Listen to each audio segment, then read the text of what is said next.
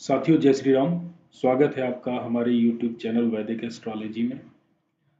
लाल किताब ग्रामर की इस श्रृंखला को आगे बढ़ाते हुए एक बार मैं फिर हाजिर हूँ आपके सामने।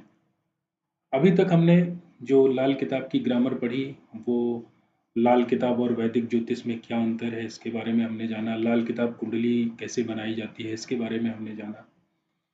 हमने ये भी जाना कि कौन सा ग्रह किस घर में उच्च का होता है, किस ग्रह किस घर में नीच का होता है, कौन सा ग्रह किस घर का स्वामी है या कुंडली के पक्के ग्रहों के बारे में हमने समझा।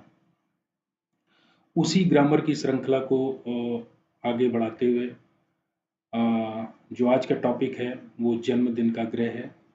जन्मदिन का ग्रह का मतलब होता है कि व्यक्ति जिस दिन पैदा होता है उस दिन जो दिन होता है उससे संबंधित जो ग्रह होता है उसको जन्मदिन का ग्रह कहते हैं।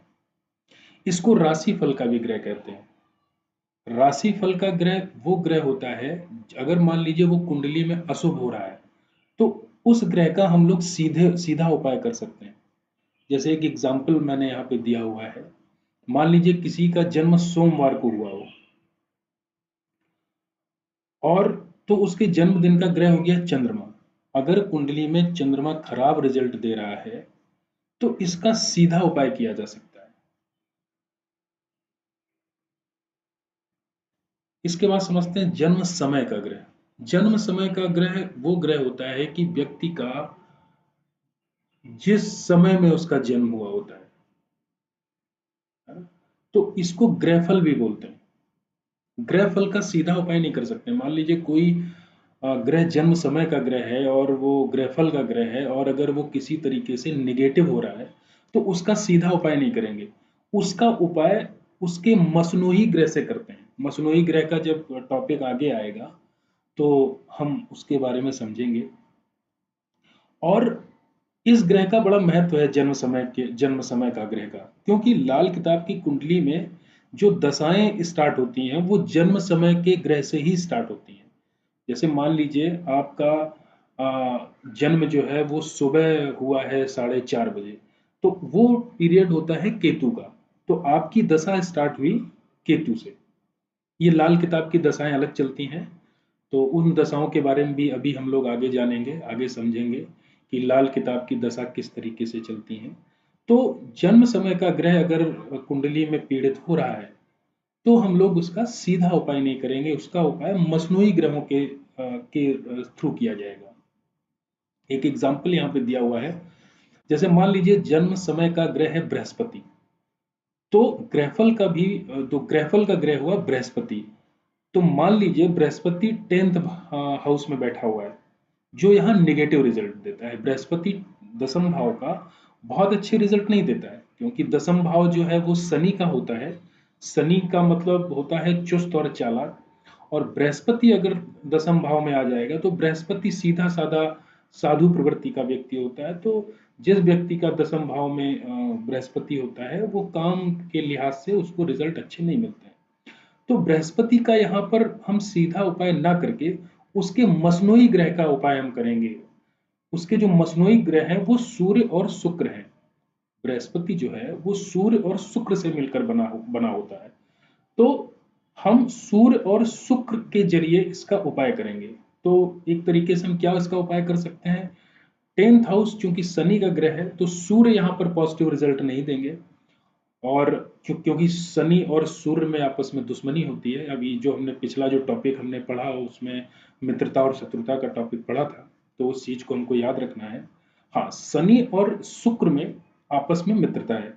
तो 10th हाउस में अगर बृहस्पति निगेटिव हो रहा होगा तो हम यहाँ पर सूर्य को अगर बाहर निकाल देंगे तो सिर्फ शुक्र बचेगा। तो हम क्या एक उपाय करेंगे कि तांबे के सिक्के जो सूर्य से संबंधित है, तांबे के सिक्के हम जल प्रवाह कर देंगे।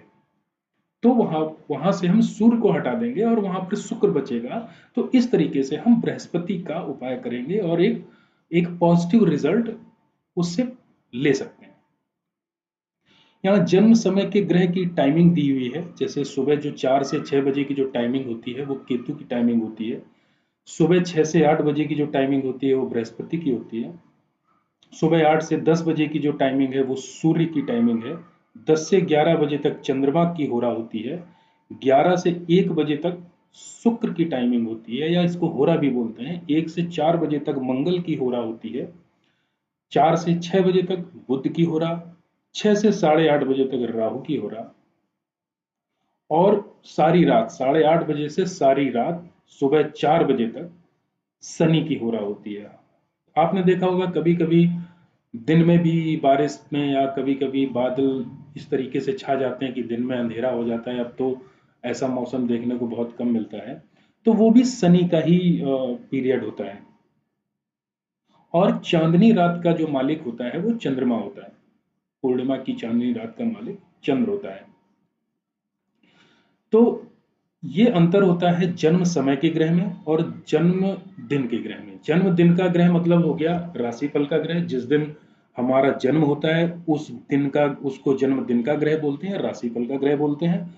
और जन्म समय का ग्रह जिस होरा में हमारा जन्म होता है, जिस पीरियड में हमारा, जिस समय में हमारा जन्म होता है, वो जन्म समय का ग्रह होता है, या इसको ग्रह फल का भी ग्रह बोलते हैं, जिसका डायरेक्ट उपाय नहीं किया जाएगा, इसका मसनूई ग्रह के थ्रू उपाय किया जाएगा अगर ये नेगेटिव हो रहा होगा। अब समझते हैं जो 35 साला चक्र होता है। ये लाल किताब की एक तरीके से 3 चक्रों में इसको डिवाइड किया गया है। 35 साला चक्कर ये फर्स्ट साइकिल होती है, पहले 35 साल, दूसरी 35 साल ये सेकंड साइकिल होती है, फिर तीसरी 35 साल ये थर्ड साइकिल होती है। तो ऐसा माना जाता है कि व्यक्ति 3 साइकिल ही जिंदा रह पाता है, उसके बाद में तो उसकी एज ही पूरी हो जाती है, और इसी हिसाब से लाल किताब की दशाएं चलती हैं।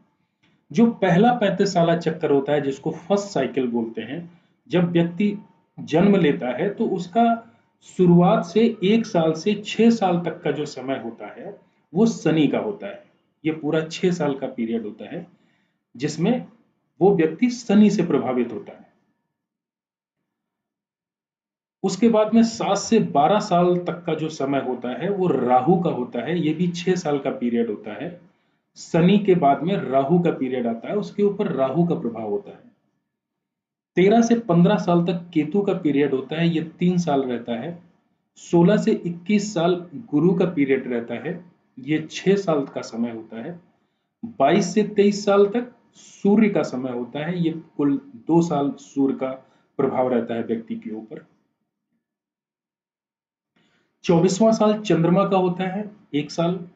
25 से 27 साल तक ये शुक्र का समय होता है, ये लगभग 3 साल का पूरा पीरियड होता है।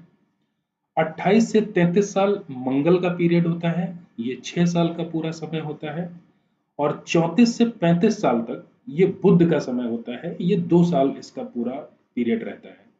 इसी तरीके से फर्स्ट साइकिल के बाद में सेकंड साइकिल स्टार्ट हो जाती है। 36 से 41 साल तक शनि का पीरियड 6 साल रहेगा। 42 से 47 साल तक राहु का पीरियड, ये भी 6 साल रहेगा।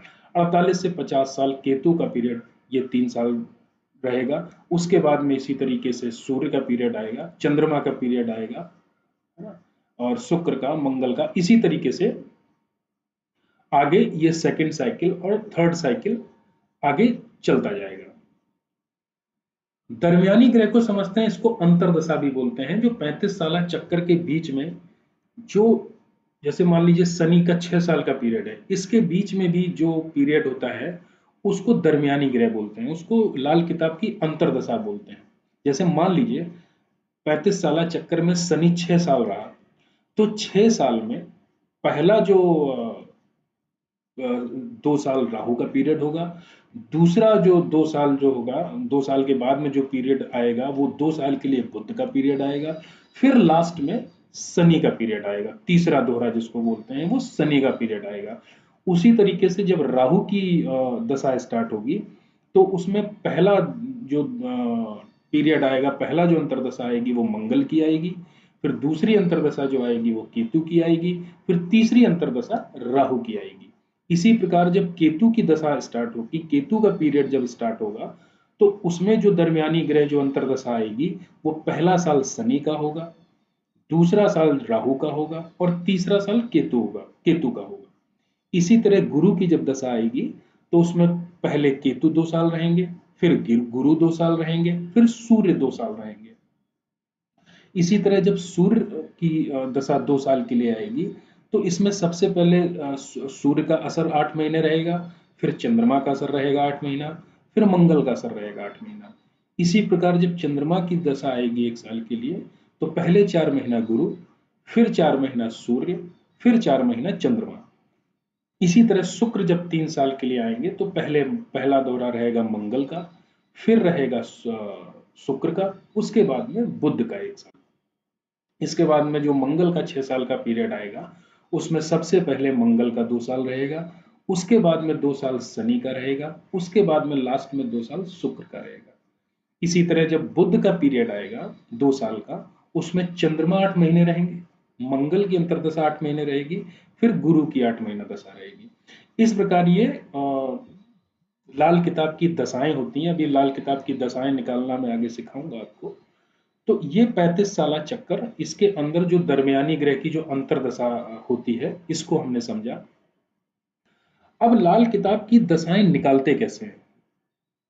तो लाल किताब की दशा जो स्टार्ट होती है, वो मैंने आपको बताया था, जो जिस जिस समय में व्यक्ति का जन्म होता है, उस ग्रह से संबंधित व्यक्ति की दशा स्टार्ट होती है। जैसे मान लीजिए व्यक्ति का जन्म सुबह करीब 11 बजे हुआ है ना, सुबह 10-11 के बीच में हुआ, तो चंद्रमा की पीरियड में वो उसने जन्म लिया है, तो चंद्रमा की दशा से उसका स्टार्ट होगा।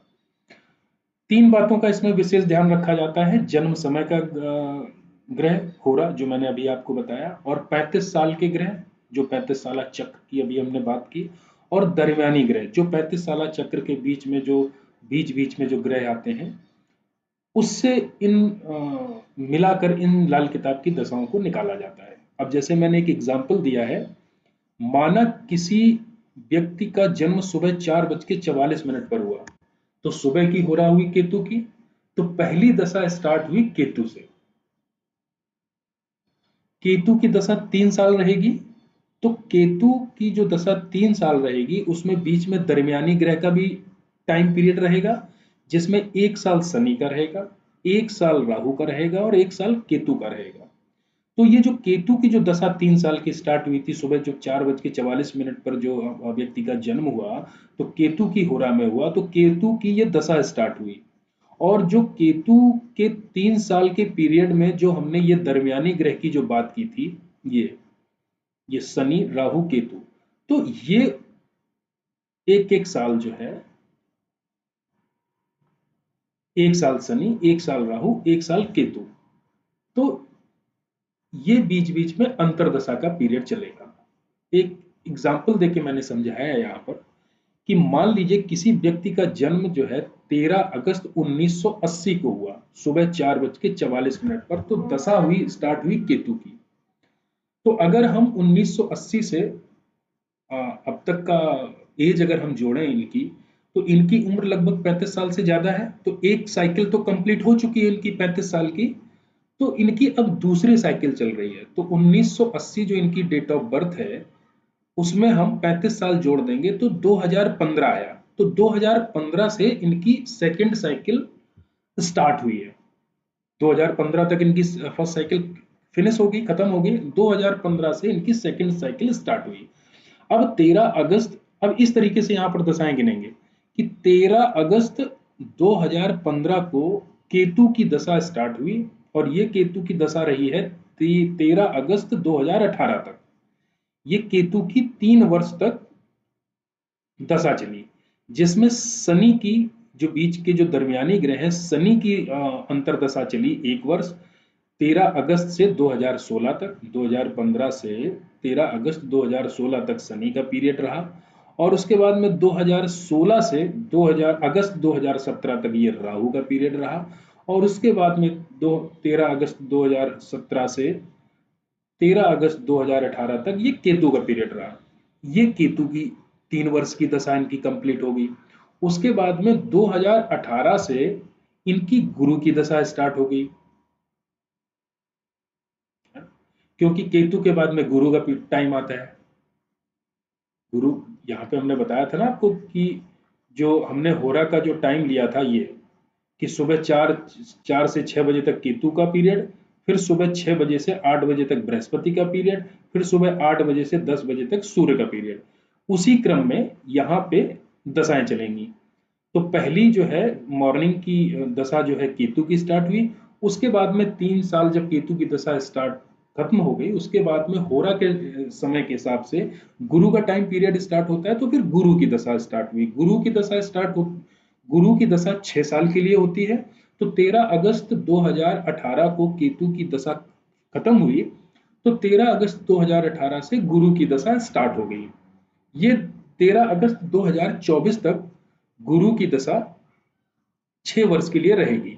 अब इस पीरियड में दरमियानी ग्रहों का भी टाइम पीरियड आएगा, जिसको अंतरदशा बोलते हैं, जिसमें केतु की अंतरदशा 2 वर्ष चलेगी, जो 13 अगस्त 2018 से 13 अगस्त 2020 तक इसमें गुरु में केतु चलेंगे। उसके बाद में 13 अगस्त 2020 से 13 अगस्त 2022 तक गुरु में गुरु की अंतरदशा रहेगी। उसके बाद में 13 अगस्त 2022 से 13 अगस्त 2024 तक गुरु में राहु की अंतरदशा चलेगी। इसी क्रम में आगे दशा और अंतरदशा का टाइम पीरियड हम निकालेंगे। तो लाल किताब की जो दशाएं होती हैं उसका अलग महत्व है, और जो जनरल वैदिक एस्ट्रोलॉजी में जो दशाएं चलती हैं उनका अलग महत्व है। जब हम प्रिडिक्शन में आएंगे, जब हम प्रिडिक्शन करेंगे चार्ट की, तो हम मेनली लाल किताब की दशाओं का तो अध्ययन करेंगे ही करेंगे, लेकिन साथ में हम वैदिक की दशाओं का भी अध्ययन करेंगे। उनकी दशाओं के आधार पर और लाल किताब की कुंडली के हिसाब से जो ग्रहों की जो प्लेसमेंट है उसके हिसाब से हम प्रेडिक्शन करेंगे। उसके हिसाब से हम टाइम पीरियड निकालेंगे कि व्यक्ति की किस समय क्या दशा चल रही है, और इस समय उसके कौन से काम होने चाहिए, कौन से काम नहीं हो रहे हैं, या अगर कोई काम होने चाहिए अगर वो नहीं हो रहे हैं तो चार्ट में क्या दिक्कत है, उस हिसाब से रेमेडी की जाती है। आगे बढ़ते हैं। ये हमने लाल किताब की दशा और अंतरदशा निकालना सीख लिया। आप 1-2 बार वीडियो और सुनेंगे, आपको बहुत अच्छे से समझ में आ जाएगा। और अगर आपको नहीं समझ में आता है तो आप हमारे जो YouTube में जो मैसेज बॉक्स होता है, आप उसमें हमको एक बार मैसेज कर सकते हैं। तो इसको मैं अगली क्लास में एक बार फिर से इसको मैं समझा दूंगा, तो आपको अच्छे से समझ में आ जाएगा। बाकी अगर इसको 1-2 बार आप सुनेंगे, देखेंगे और अपनी कुंडली में लगाएंगे, 1-2 एग्जाम्पल करेंगे, तो बहुत आसानी से आपको समझ में आ जाएगा। उसके बाद में लाल किताब की ग्रामर जो अब स्टार्ट हो रही है वो बहुत ही इंपॉर्टेंट है। इसको बहुत अच्छे से समझना है, क्योंकि यही ग्रामर आगे प्रेडिक्शन में काम आने वाली है। अंधे ग्रह का टेवा, जिसको अंधी कुंडली बोलते हैं।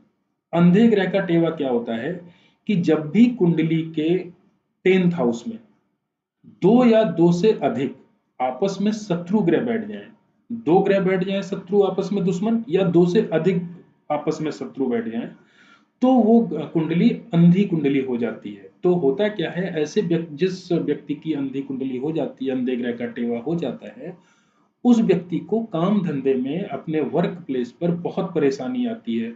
उसको काम मिलने में दिक्कत आती है, उसका काम अच्छे से चल नहीं पाता, लाइफ में वो सही से सेटल नहीं हो पाता है अपने काम धंधे में। तो होता क्या है, जब आपस में 2 शत्रु ग्रह बैठ जाते हैं तो वो आपस में ही लड़ते रहते हैं, जिसकी वजह से उसके करियर में बहुत सारी समस्याएं आती हैं। जैसे यहाँ पर दिखाया गया है कि 10th हाउस में शनि और सूर्य बैठे हैं, तो ये आपस में दुश्मन है। यहाँ पर शनि का प्रभाव होता है जो सबको अंधा कर देता है ना। तो ये जो भी इस घर में आपस में शत्रु ग्रह बैठेंगे, शनि उन ग्रहों को अंधा कर देगा। कोई जरूरी नहीं है यहाँ सन और सैटर्न बैठे, अगर यहाँ पे सूर्य और राहु भी बैठेंगे तब भी ये अंधे ग्रह का टेवा कहलाएगा। गुरु और शुक्र बैठेंगे तब भी ये अंधे ग्रह का टेवा कहलाएगा। मतलब 10th हाउस में अगर आपस में 2 शत्रु ग्रह बैठते हैं तो अंधे ग्रह का टेवा या अंधी कुंडली हो जाती है। तो व्यक्ति का जीवन में काम धंधा सेटल नहीं होता है। दूसरी कंडीशन क्या है, अगर 4th हाउस में भी यही परिस्थिति बन रही हो, तो आपस में 2 शत्रु ग्रह बैठे हों और 4th हाउस में बैठे हों, तब भी जो है वो अंधे ग्रह का टेवा कहलाता है। उसका रीजन क्या है कि फोर्थ हाउस से जो दृष्टि है वो 10th हाउस पे जाती है, तो सेम रिजल्ट आते हैं। तो ये कंडीशन भी अंधी कुंडली बन जाती है। परिणाम इसके क्या क्या होते हैं? अब कुंडली में चाहे कितने भी उच्च के ग्रह बैठे हों, चाहे जितने अच्छे ग्रह बैठे हों, तो लेकिन परिणाम अच्छे नहीं आएंगे, क्योंकि वो आपस में लड़ने वाले शत्रु बैठ गए। घर के सुखों में कमी देखने को मिलेगी, व्यापार और नौकरी में दिक्कत रहेगी, इस तरह की समस्याएं आदमी को आएंगी। उपाय इसके किए जा सकते हैं। क्या उपाय हो सकते हैं इसके?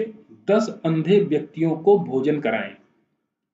आप साल में, हर साल करवा सकते हैं। साल में एक बार नियम बना लें कि आप किसी अंधे, जहां पर अंधे व्यक्ति रहते हैं उनके आश्रम में आप जाएं, और वहां पे आपको पैसा नहीं बांटना है, आपको खाना उनको परोस के खिलाना है अपने हाथ से, तब वो रेमेडी काम आएगी, है ना। और बाकी ये तो हमको रेमेडी करनी है अंधे ग्रहों की, और जो आपस में जो शत्रु ग्रह बैठे बैठे हुए हैं 10th हाउस में, उसकी जो जनरल रेमेडी है हर ग्रह के हिसाब से, वो तो हमको अलग से करनी ही करनी पड़ेगी।